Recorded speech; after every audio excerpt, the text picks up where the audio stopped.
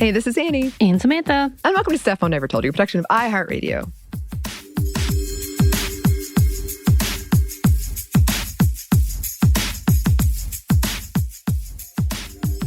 And it is Thursday, which means it is once again time for another happy hour. And peek behind the curtains, listeners. This is part 2 of our, mostly me, but our quick reviews on recent horror movies that fall under the category of what I would call elevated horror, specifically around women, which we are planning a whole episode on.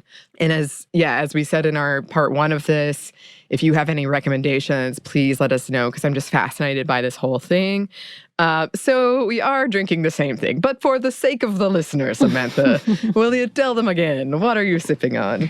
Sipping on the Costco Advent Calendar of wines, a white sangria with ice cubes. Yes. Cheers. Yes. Cheers. And I am having a gin and tonic with some basil I picked from my mom's basil plant because I went home to visit her for her birthday. And it is delightful. As always, if you choose to drink, please do so responsibly. We are not sponsored by anything that we have mentioned currently, but that could change because we have dynamic sponsors. Yes. Hey, Costco, call me. You know how to find her. So yes, this is a part 2. There will be some spoilers. In this one, we're focusing on the movies She Will and Bodies, Bodies, Bodies. If you want to listen to part 1, we talked about Pearl and X and Men.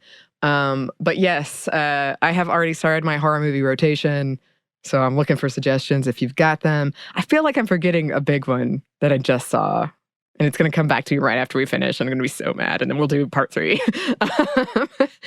But this is just something I've noticed, and I've had a lot of curiosity around of movies trying to tackle these social issues. And I've just, for me, in my experience lately, I've seen a lot around women and kind of Me Too stuff a lot of the time. And sometimes it works and sometimes it doesn't. But it has given me a lot to think about because I do watch a lot of horror. It makes sense to me because I am a big believer that horror is a commentary on what we as a society are afraid of. But I don't know. I just want to look more into it because I just have seen so many of them lately. And a part of me is like, is this just because I'm like a feminist? I'm on a feminist podcast and maybe I'm really reading too much into it? I don't think so. I don't think so, especially the ones we're talking about. Pretty sure there's definitely some commentary going on.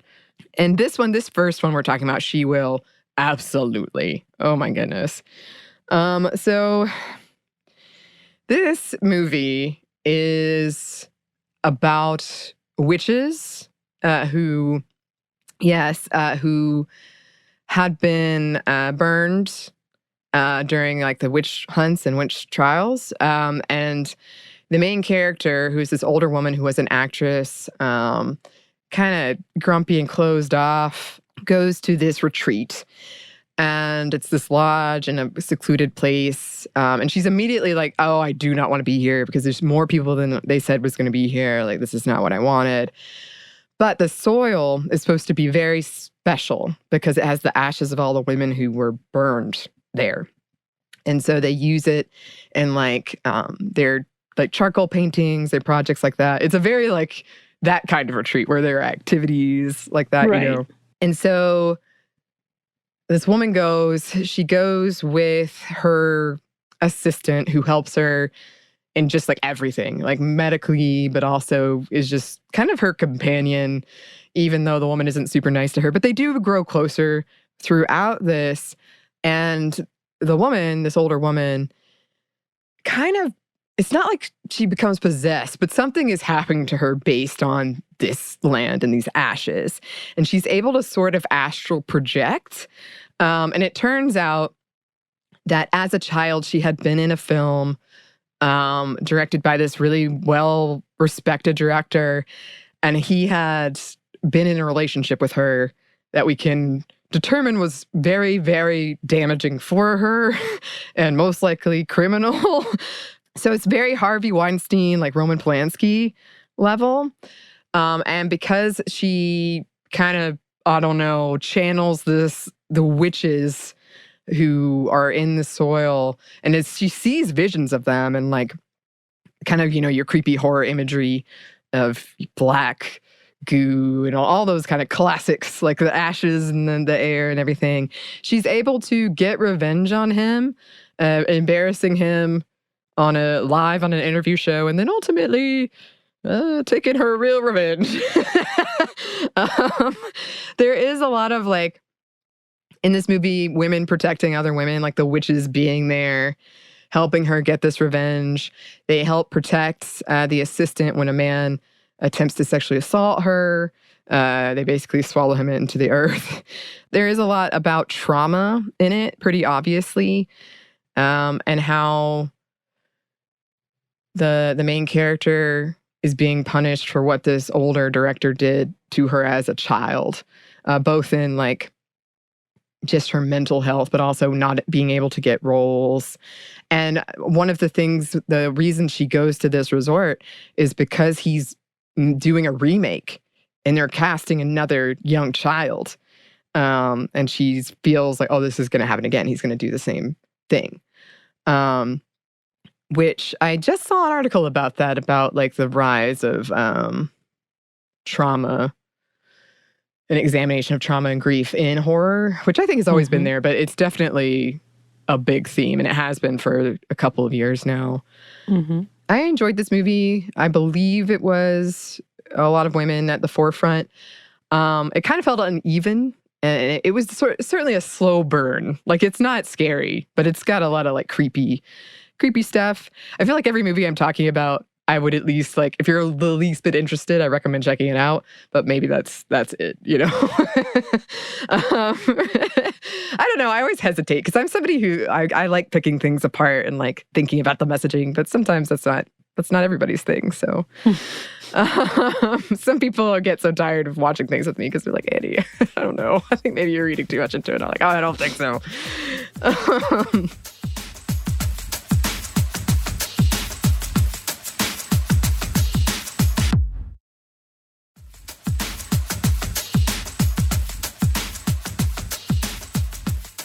And then I wanted to talk about Bodies, Bodies, Bodies, which I really enjoyed, and I can't wait to see it again.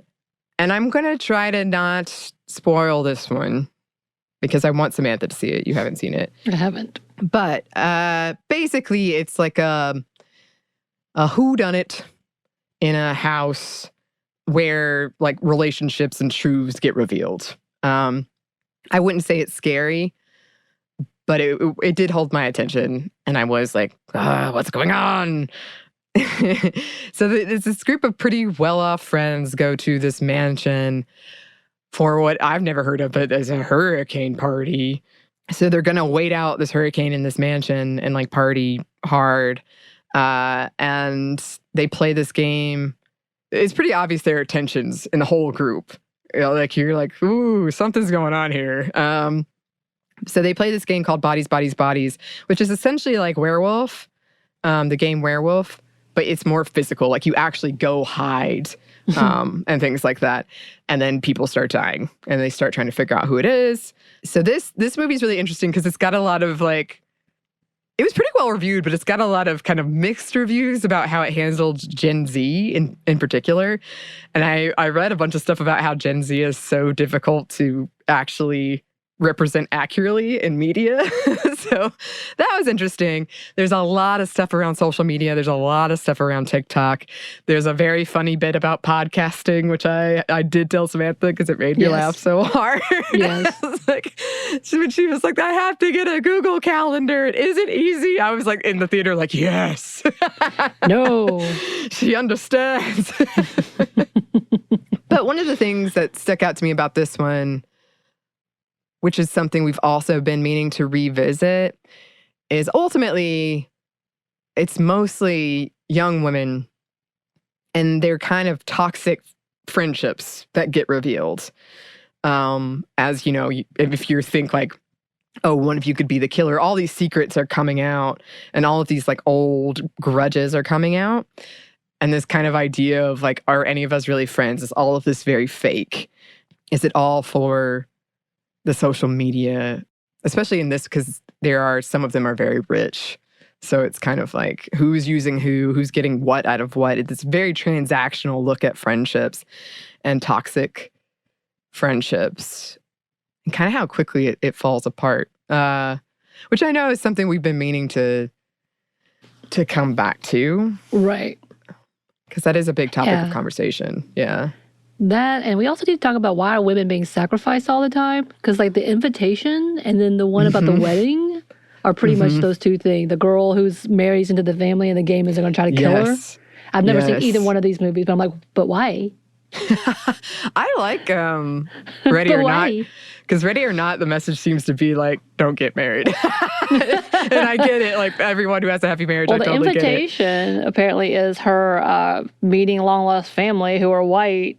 I think that's an implication in itself, but also very confusing. But yeah, so I'm trying to help you figure out the movie you're talking about. Is it Barbarian? I'm going to see that this Friday. Is it Black Phone? I haven't seen Black Phone. I will eventually. So it's not The Invitation. No, but I almost watched that last night, and then I didn't, but I know what happens in it. I absolutely know what happens. It's not the one with the one that made you, I told you it was supposed to be one of the scary movies where they're possessed movie, and you're like, you're not going to like it, animals die. No, but I did enjoy that movie. I mean, not because the animals died. Okay, thank you.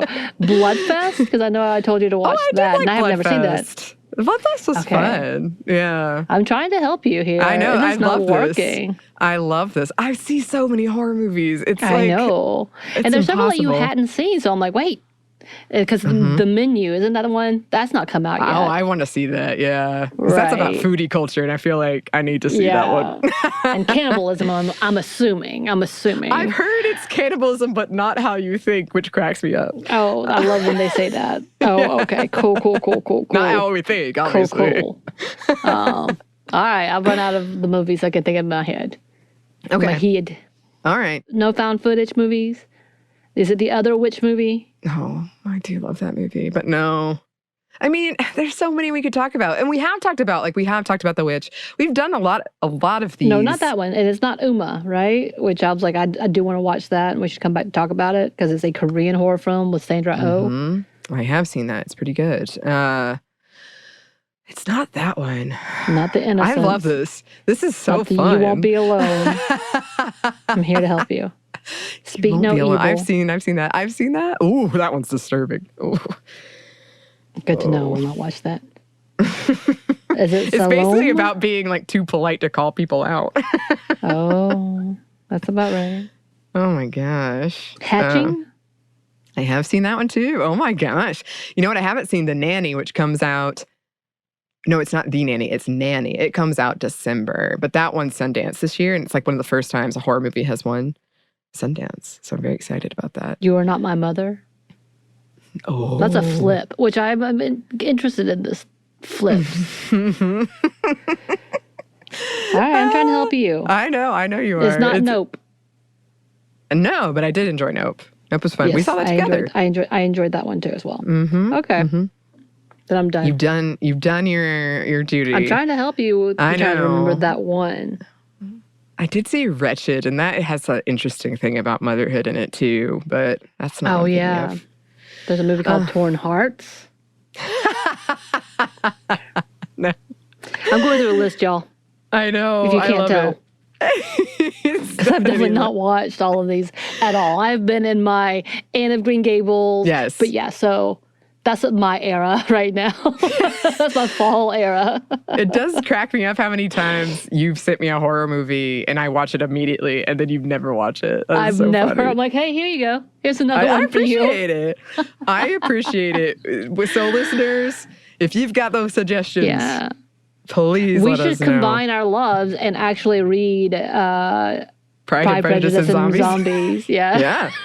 I'm into it. Because I know there's a movie, too. I don't know how well the movie is, but... Yeah. Well, maybe. I'm into it. That'll be a fun kind of intersection of our likes. But you like horror, but too. I love horror, though. Yeah. So I can't say I don't love both. I love both. Okay. All right. Well, cheers to that. Cheers to you listeners. And if you have any to add to this list, kind of haphazard list at the end, and then other movies that I haven't mentioned in this two-parter that you think, oh, I bet Sminty would love them, please let us know. Or even if they're just interesting to talk about, because I would love that too. You can email us at stepmediamomstuff@iheartmedia.com. You can find us on Twitter at momstuffpodcast or on Instagram at Stuff Mom Never Told You. Thanks as always to our super producer, Christina. Thank you, Christina. And thanks to you for listening. Stuff Mom Never Told You is a production of iHeartRadio. For more podcasts from iHeartRadio, visit the iHeartRadio app, Apple Podcasts, or wherever you listen to your favorite shows.